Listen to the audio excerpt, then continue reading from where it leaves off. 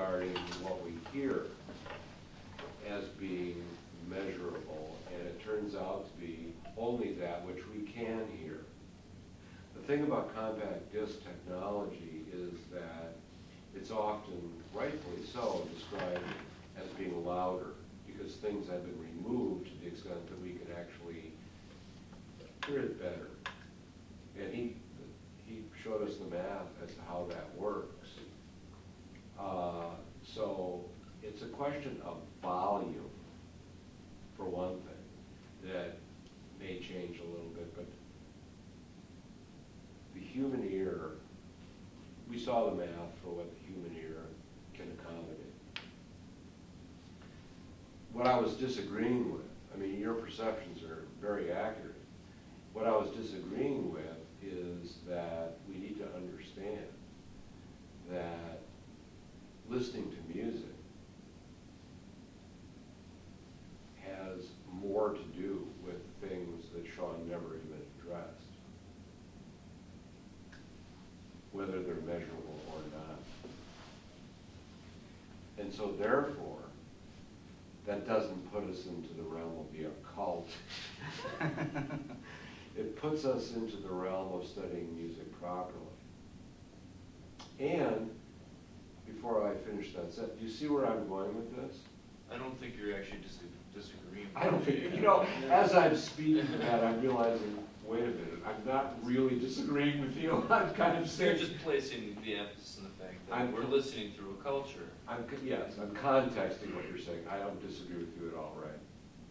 That you can't register mathematically what we hear when we listen to Robert Johnson. No, you can't. But you can. You can, right? And so things sound differently in different eras. Yes, they do. I listened to that 1924 Paramount recording of Trixie Smith today, and it doesn't sound to me the way that it sounded to them when they first heard it in 1922. The context is entirely different. The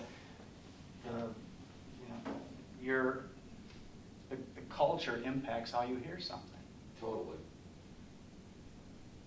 And I think what Sean did, I want to make sure, Carl, that you're satisfied. What Sean did is prove that what we're doing is validated. We receive validation by virtue of understanding that cultural perception is part of listening to music. And there are ways to measure it critically. But the science would show that if we are thinking that because we're listening to digital recording as opposed to analog, the science would show that there are other things involved besides the sound itself that cause varied responses. Sound doesn't change. Object changes. And I came across a very interesting anecdote that I want to relay to you. Object changes, but not sound. Sound never changes. And so arguing this thing about sampling and pulling these lines and that replicates is an irrelevancy, is what you're saying.